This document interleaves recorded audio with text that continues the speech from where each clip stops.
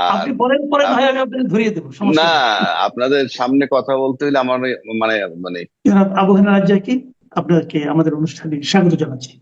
আপনাকে আমার শুভেচ্ছা। জনাব আবু হেনা রাজ্জাকি, একটা জিনিস খেয়াল করেছেন আপনি, গত দুদিন ধরে কিন্তু একটা এক ধরনের উত্তপ্ত রাজনৈতিক পরিস্থিতি আমরা দেখলাম। এবং সেখানে যে জিনিসটা হলো, গতকালকে একটা বিশেষ উপদেষ্টা মন্ডলীর একটা বিশেষ সভাও করা হলো, এবং সেখানে কয়েকটা গুরুত্বপূর্ণ সিদ্ধান্ত নেওয়া হলো। প্রথমত, যে আওয়ামী লীগের যারা নেতা আছেন এবং যারা নাকি এই জুলাই গণ অভ্যুত্থানের সময় বিভিন্ন গণহত্যা এবং অপরাধমূলক কর্মকাণ্ডের সঙ্গে জড়িত ছিলেন বলে অভিযুক্ত আছেন, তাদের বিচার সম্পন্ন না হওয়া পর্যন্ত এই দলটার সকল ধরনের রাজনৈতিক কর্মকাণ্ড স্থগিত করা হবে। পাশাপাশি যে ট্রাইব্যুনালে বিচার হতে পারে, সেই ট্রাইব্যুনালের যে আগে রাজনৈতিক দলকে নিষিদ্ধ করার যে এখতিয়ার ছিল ছিল না, সেই এখতিয়ারটা তাদেরকে দেওয়া হলো। এই যে ঘটনা প্রবাহ, এবং তার সঙ্গে আমরা দেখলাম দুদিন একটা আন্দোলন হলো, যে আন্দোলন থেকে মানে মনে হচ্ছে, আন্দোলনের চরিত্র দেখে মনে হচ্ছে যেন অনেকে যেন সরকারি সহযোগিতায় আন্দোলনটা হচ্ছে। তো এই সব মিলিয়ে এই যে ঘটনা প্রবাহ, এটাকে আপনি কিভাবে মূল্যায়ন করেন? আপনার প্রশ্ন তো অনেক লম্বা, হয়তো ভুলে যেতে পারি কোন পার্ট বলবো। আর আপনি বলেন, পরে না আ- হয় আমি আপনাকে ধরিয়ে দেবো, না, সমস্যা নেই। আপনাদের সামনে কথা বলতে হলে আমার মানে মানে কি বলে স্বাভাবিক থাকতে পারেন এই কারণে যে আপনারা এত বিজ্ঞ মানুষ এবং এত বেশি আহ, নানান জায়গায় আলোচনা লজ্জা কি বেজার সেমিনার। হচ্ছে আমাকে? হ্যাঁ, আমি যাই হোক, লজ্জা- না, আমি যেটা মনে করি আপনার ব্যাপারে সেটাই বলছি। জি, জি প্লিজ। বিষয়টা হচ্ছে, আপনি প্রথমত যদি ওই পার্টটা শুরু করি, যে আপনি বললেন যে এমন কথাও আছে যে সরকারের সাথে আতাত করে এটা করেছে, মানে জি। আপনার কথাটার অর্থ এরকম।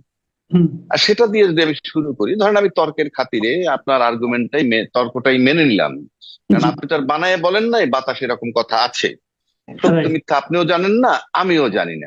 রাইট। আহ কিন্তু প্রশ্ন হচ্ছে, আমি তর্কের খাতিরে ধরে নিলাম যে ধরেন এটা সাজানো, যে তোমরা আন্দোলন করবা, আমরা এইভাবে করব, কথার কথা, আর সাজানো মানে তো এইটাই, আর তো কিছু না। রাইট, তো না না, ঠিক। সেক্ষেত্রে আমি যদি একটু পিছনে যাই, তা আপনার মনে আছে যে ইমরানের সরকার শাহবাগ থেকে তার যাত্রা শুরু, এবং এখন কিন্তু সে বিলীন হয়ে গেছে। অর্থাৎ আমার কাছে মনে হয় ওটাই তার মিশন ছিল, মানে রাইট। শাহবাগে যেটা করছে, যে কাদের মোল্লার ফাঁসির ব্যাপারে, সেখানে কিন্তু আইনের সাথে নতুন ধারা সংযোজন করে পরবর্তীকালে তার মৃত্যুদণ্ড কার্যকর করা হয়। এবং তারপরে যখন তার আর কোনো রোল দেখি না এবং খোঁজই পাই না, এতে আমার কাছে মনে হয়, এখন আমার ধারণা সে দেশেই নাই।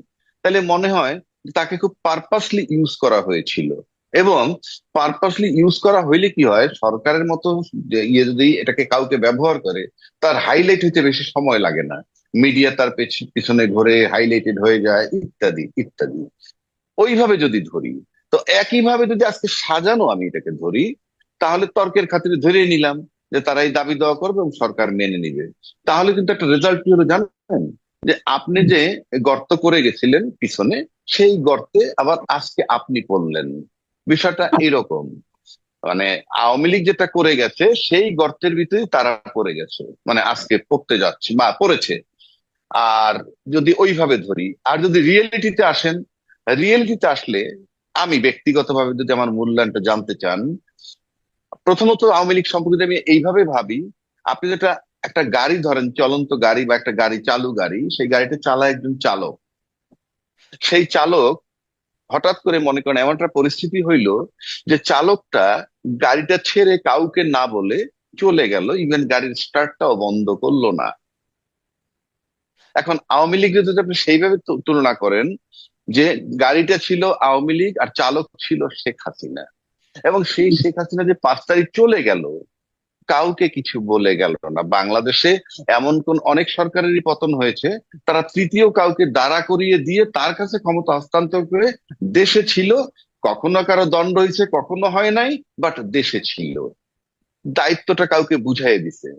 একটা কলেজের প্রিন্সিপালও যদি কোথাও চলে যায় 3 দিনের জন্য, সে কিন্তু কাউকে না কাউকে ভারপ্রাপ্ত প্রিন্সিপাল বানিয়ে যায়। এত বড় একটা রাষ্ট্র, যার কাছে 18 কোটি লোকের ভাগ্য এবং 18 কোটি লোকের নাম বিক্রি করেছে, যে তাকে জনগণ বসিয়েছে, কাউকে না বলে একেবারে বের হয়ে চলে গেল। তার মানে ওই গাড়িটাকে স্টার্ট দেওয়া অবস্থায় চলে গেছে। আজকে যে সিদ্ধান্ত হয়েছে, তাতে মনে করেন আওয়ামী লীগকে যদি গাড়ি ধরেন, গাড়ির জায়গায় গাড়ি আছে, শুধু স্টার্টটা বন্ধ করে দিয়েছে, মানে এই ইঞ্জিনটাকে বন্ধ করে দিয়েছে। এটা হলো আপনার যদি বলেন কার্যক্রম বন্ধ, কারণ দল নিষিদ্ধ আর কার্যক্রম নিষিদ্ধ এক নয়।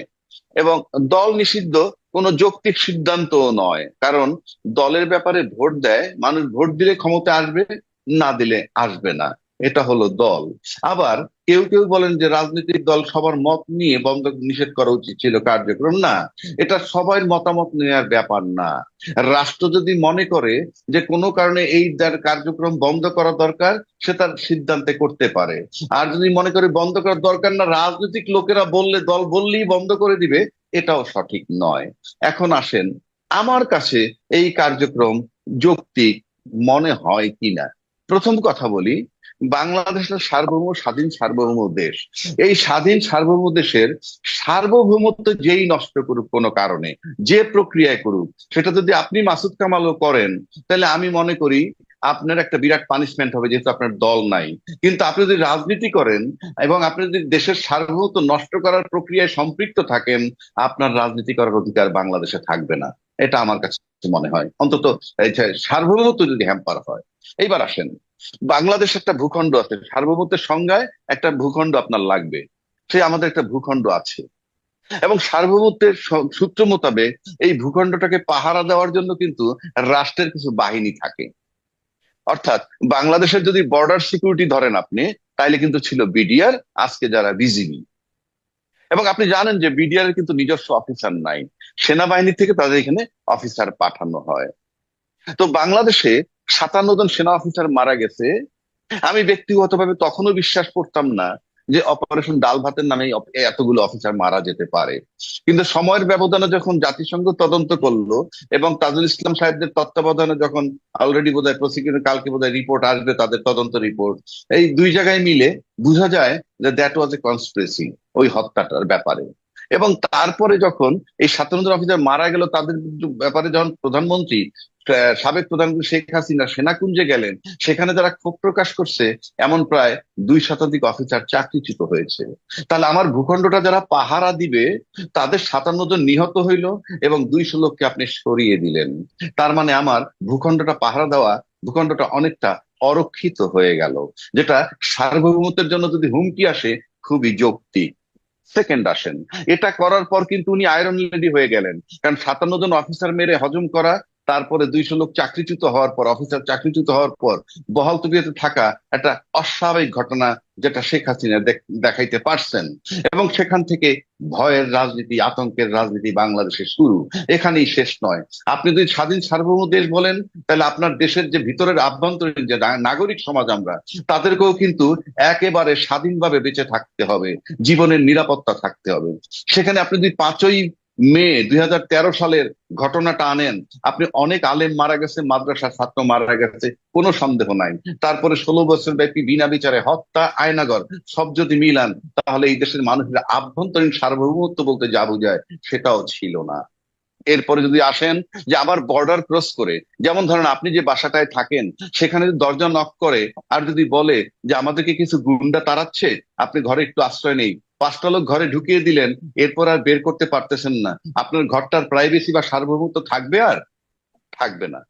তো আপনি যখন আমার একটা স্বাধীন ভূখণ্ডের মধ্যে 57 জন অফিসার তো মূল্যই 2009, 17তে যখন 10 লক্ষ 11 লক্ষ রোহিঙ্গা ঢুকাইলেন, সার্বভৌমত্ব আমার ছিল না। তর্কের খাতিরে ধরে নিলাম যে বিপদগ্রস্ত মানুষকে আপনি আশ্রয় দিচ্ছেন, আপনি তাদের ওয়ে আউট রেখে না ঢুকতে দিবেন, কিন্তু আপনি তারপরে আর তাদেরকে বের করতে পারলেন না। না পারলে কি হইলো, আমার দেশের একটা ভূখণ্ডের মধ্যে 10-11 লক্ষ লোক, এখন 13-14 লাখ হয়েছে, গত বছর মিলিয়ে এই সরকার সহ আরো মানে বোধহয় আপনি বলতে লাখ চাচ্ছেন, খানিক ঢুকেছে। শেখ হাসিনা নানা কর্মকাণ্ডের মাধ্যমে বাংলাদেশের সার্বভৌমত্বকে বিপন্ন করে ফেলেছিল। ইয়েস, আমি সেটা বলতে চাই।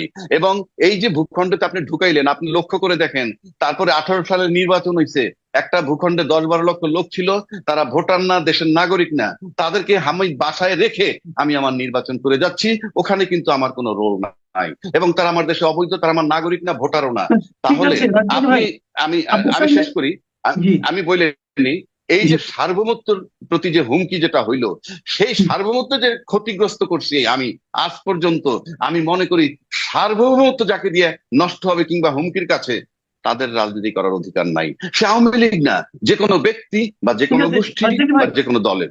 আপনার এই বক্তব্যের সঙ্গে আমি একমত। এখন আমি একটু কুতর্ক করি, কুতর্ক জি। করি। হ্যাঁ, সেটা হলো, হম। আপনি এতক্ষণ যে যে কথাগুলি বললেন এগুলি সবকিছুর জন্য শেখ হাসিনা দায়ী। শেখ হাসিনা বাংলাদেশের সার্বভৌমত্বের জন্য হুমকি ছিলেন আপনি বলছেন। যদি সেটা সত্য হয় আপনি শেখ হাসিনার বিচার করবেন, কিন্তু আওয়ামী লীগ তো একটা অনেক বড় একটা দল। এই দলের অনেক লোক ছিলেন যারা একদম গ্রামে গঞ্জে মাঠ পর্যায়ে ছিলেন। তারা তাদের ওই এলাকার যে একজন দলের নেতা, যে তার সামনে কথা বলার সাহস পেতেন না, কিন্তু তারা আওয়ামী লীগকে ভালোবাসতেন। এখন যদি আপনি আওয়ামী লীগটাই বন্ধ করে দেন, তাহলে তাদের যাওয়ার জায়গাটা আপনি কোথায় রাখলেন? এতগুলো লোককে আপনি কোথায় যেতে দিবেন? এতগুলো লোক তাহলে কি করবে? কাজে ধরেন যখন একটা বাস কাউকে অ্যাক্সিডেন্ট করে, তখন আপনি কি করবেন? বাসের ড্রাইভারকে নিয়ে থানায় দিবেন অথবা পুলিশের কাছে দিবেন। আপনি যদি বাসটাই পুড়িয়ে দেন, তাহলে সেটা কি আপনার বিবেচনা লজিক্যাল হলো? আপনি এটার জবাব যদি দেই, একটা বাস বা গাড়ি যখন অ্যাক্সিডেন্ট করে, কিংবা একটা বাস বা একটা গাড়ির ভিতরে যখন ইয়াবা পাওয়া যায় কিংবা মাদক পাওয়া যায়, তখন আপনি আহ ড্রাইভারকে আটক করেন। ড্রাইভার বলতে যিনি চালান তিনি যদি গাড়ির মালিকও হন, তিনি চালক, তাকে আপনি গ্রেফতার করেন, ভালো কথা। ইয়াবা পাইছেন, ভালো কথা। এই গাড়িতে ইয়াবা কে উঠাইছিল? গাড়ি নিজে উঠাইছেন, আপনি উঠাইছেন, কিন্তু গাড়িটা কাস্টডিতে যায় কেন? গাড়িটা থানা সিজ করে কেন? আপনি কি এটার যুক্তি আছে কোনো? আমি চ্যালেঞ্জ করে বলতে পারি, আমার এটার যুক্তি নাই। কারণ এই অ্যাক্সিডেন্ট গাড়ি করে নাই, করছে চালক। এই গাড়িতে মাদক উঠাইছে ওই ভদ্রলোক, গাড়িতে উঠায় নাই। কিন্তু আপনি গাড়িটাকে কিন্তু আসলে আলামত হিসাবে নিয়ে যাচ্ছেন কোথায়? আপনার থানায়, থানা কাস্টডিতে। তাহলে একটা বাড়িতে যখন রেপ হয় কেউ, তখন কি আলামত হিসেবে সেই বাড়িটা তুলে নেয়? নেয় না তো। এক। দুই, যখন কোনো এয়ারক্রাফটের ভিতরে কোনো অবৈধ ইয়াবা উদ্ধার হয়, সেই এয়ারক্রাফটটাকে সিজ করে কোথাও নিয়ে যাওয়া হয়? নিয়ে যাওয়া হয় না তো।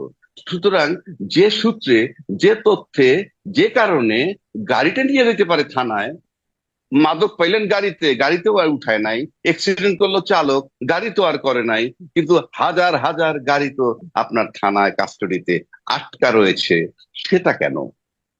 যেই কারণে ওই গাড়ি আটকা, সেই কারণে আপনার এই একইভাবে, যেহেতু আপনি যে দলটার কথা বলছেন, সেই দলটা কি করছে যেটা বললাম, বয়ান দিলাম, এই যে সার্বভৌমত্ব নষ্ট করেছে বললাম, আমি খুব যৌক্তিক, আমি মনে করি না আমাকে কেউ চ্যালেঞ্জ করতে পারবে। এই যে সার্বভৌমত্ব নষ্ট করছে, তাতে যে লোকগুলোর কথা বললেন অবশিষ্ট আছে, তারা কি কেউ বলেছে আপনাকে যে ভাই এই সার্বভৌমত্ব যে নষ্ট হলো, কাজটা তো ভালো করেনি, আমি ভাই আওয়ামী লীগ করবো না? একটা কথার কথা বলছি, তার মানে কি? সার্বভৌমত্ব নষ্ট করছে এবং তাদের কি টপ টু বলার মতো বটম। কোনো পরিবেশ আছে? একজন ধরেন একজন আওয়ামী লীগের উপজেলা কমিটির একজন লোক, সে কথাটা বলতে চায়, তাকে বলার মতো কোনো বাস্তবতা আপনি বজায় রেখেছেন? সে আজকে ঢাকায় এসে প্রেস কনফারেন্স করে বলতে চায়, তাকে আসতে দিবেন? সেটা এলাকা থেকে বের হওয়ার সঙ্গে সঙ্গে সে তো মবের কবলে কোথায় পড়বে। কোথায় বলতে চায়? কোথায় বলেন আপনি? ধরা যাক সে বলতে চায়, তাকে আপনি কি বলার ধরা যাক, সুযোগ আমি দিবেন? আমি আমি তো ধরবো না, আমি তো দেখি নাই। ইভেন শেখ হাসিনা চলে যাওয়ার পর উনি কি বলছেন? উনি বলছেন আমার কি অপরাধ, না, ওনার আমি কথা কি বাদ দেন, করেছি? না না, আপনি ওনার কথা বাদ ওনার দেন, আমি তো ফলোয়ার্স, ওনাকে না না ছাড়াই ওনার আছি না। ফল না না না না ওনার ফলোয়ার্সই তো তারা, ওনার ফলোয়ার্সই তো তারা। আপনি শুনেন, আপনি আপনি আপনি আপনি একটা কথা বলি, আপনি কি বলে, a tree is known by its fruits, একটা কথা আছে, বৃক্ষ তোমার নাম কি, ফলে পরিচয়। তাহলে আপনি ফলগুলাও যদি দেখেন, গ্রাসরুট লেভেল থেকে ফল ধরে আসেন, আপনিই বলতে থাকবেন যে না, গাছ তো আমরা জানি, ফল তো এমন হবেই।